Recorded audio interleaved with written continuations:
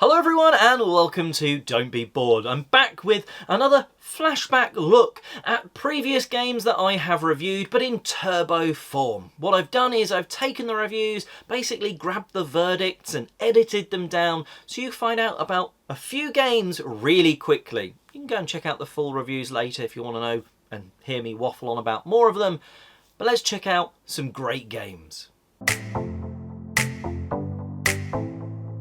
I think if you play Earth enough, it's a fantastic way to add freshness to it. I love the different animal meeples, I love the animal cards, and it's like, oh, this game, we've got this global effect that's going to be triggering every round, and those can make quite a difference. Be that a brand new scoring method, or maybe it's just giving us a different way to get soil or sprouts or growth from any other game. And again, there's 36 different animals, so that's 36 different global effects that could be triggering, so you can play a lot of games and that be different.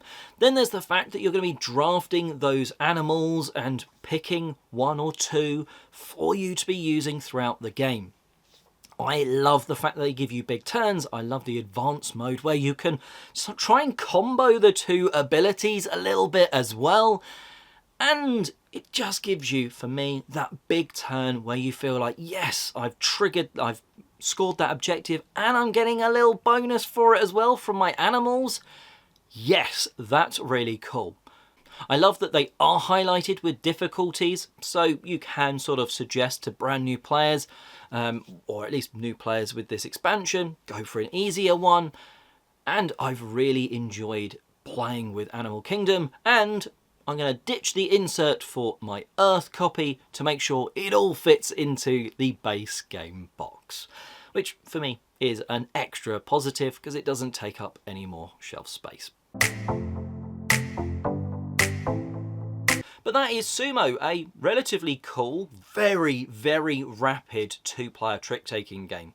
It's certainly one that grows with you. The first few games I was a bit worried, like, wow, these games are over just so quickly. These matches are individually over so quick. But when you start doing the tournament mode with a friend, that's quite a lot of fun as you're just doing these, playing these sumos back and forth and then seeing when one retires and things like that.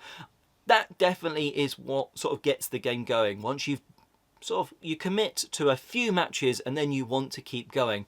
But an individual match itself, it's almost like it doesn't have that hook, that grab to make you want to play a second match straight away. But as soon as you've done like those 2-3 matches, that's when you're hooked on, my sumo is doing this, which is a bit of an interesting one, but it does still grab you. But just be aware, you know, that first play, it might feel like, wow, that was over too quickly. For me, it captures some good trick-taking elements. That the highest number, the 5, has a risk to it, like really heavy risk if someone has a 1 in their hand.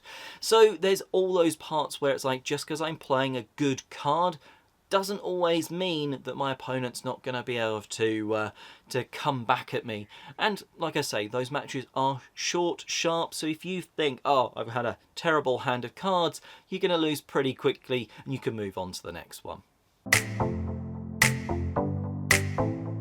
Those are the Legends of the Force Spotlight decks, the Qui-Gon Jinn and the Darth Maul boxes. If you're only going to get one to play against friends with that already have Star Wars Unlimited decks, I do think the Darth Maul deck is the slightly easier and potentially therefore stronger deck to go with. Though you can definitely make some really nice combos with the Qui-Gon Jinn deck if you can get the Force and, well, things align nicely for you. Whereas Darth Maul, pinging damage is just kind of always good. Realistically, you are going to have a lot of fun with these. You don't need anything else. It comes with all of the tokens and stuff that you'd need to play Star Wars Unlimited continually. But I'm pretty sure once you've played this, open the booster packs that come inside of these, because you get one in each, I think you're probably going to want to delve deeper into the world of Star Wars Unlimited like I have. I've certainly enjoyed 3 of a Kind. It does exactly what it says on the tin. It's a fun, party sort of game that you are looking to get connections and match the other people around the table. The fun categories and adjectives that come out certainly give some freshness to it, and I can certainly see people playing this one just like they are playing just one. It's that sort of style gameplay, and I think if you enjoy that, you'd enjoy this. Whether you'd need both in your collection, I don't know, even though they work quite differently. One, you're not trying to be the same, one you are trying to be the same, but still an enjoyable game, and maybe one for you to check out. The Plot Thickens. In general, the romance box, the sci-fi box, the detective box, I think you can have a lot of fun with these. If you're a group of players that just likes that storytelling and working off each other, that yes and attitude rather than no, but that sort of thing. If you can work like that, you can craft some great stories and everyone can have a lot of fun. You're going to know if you're not the sort of person that likes being put on the spot, looking at cards and thinking up, not necessarily something funny, but something that will work with the story that other people are talking and telling. If you're one of those people, you might want to shy away from this, as you might find yourself a bit shy when this game comes out. But also, it could be that little icebreaker for you to get into a game night and sort of get involved and tell that story, because everyone is working together. They can build up the story and you can add your own little flair in there. I've certainly really enjoyed telling stories with this one, and with the additions of such as the 2-player rules, it's only going to be better moving forward. If you had to get one version, personally, I would recommend, I think, the detective one.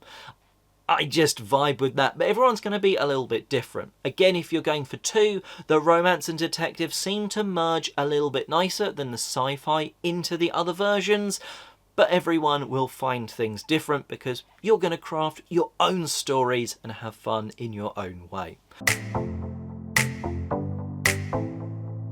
So where do I fall on this one? Well, there's 3 camps that I think people are going to be in. There's the hell no camp, and I think you'll probably know if that's going to be you. It's all about algebra.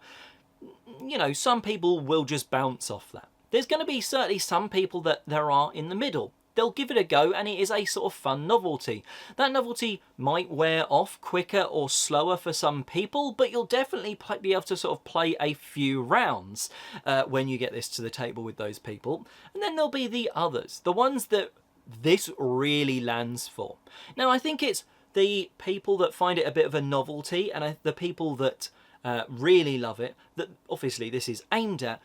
But I think they're the people that if they play this as a solo sort of maths puzzle, they'll really vibe with this, because there's that novelty, but you're also just working against yourself, sort of doing a Sudoku-y like maths puzzle in the morning, just flipping some cards over and trying to get to close to 21, or actually to 21 you're really trying to get to in the solo mode. And I think that's cool. I think that's what, for me, this game really shines at. And there is that multiplayer aspect as well, if you have the group of friends that it can work with. So it might not be a game for everyone, but 21X could be a really fun one for your collection.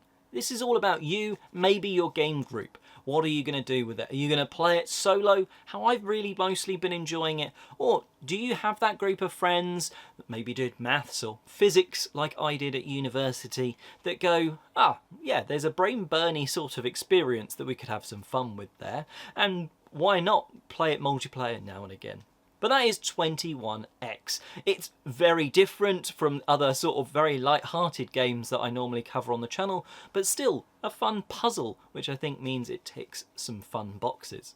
And well, that wraps up today's Turbo reviews. Let me know in the comment section below, was I wrong about any of them? Or which one are you now going to go and check out? Or even check out the full review, because all of these reviews are on the channel in a much longer waffly form with roughly how you play and all that sort of jazz. So go and check those out, but hopefully you've enjoyed this sort of turbo reviews of a few different games, and until next time, have a great day gaming.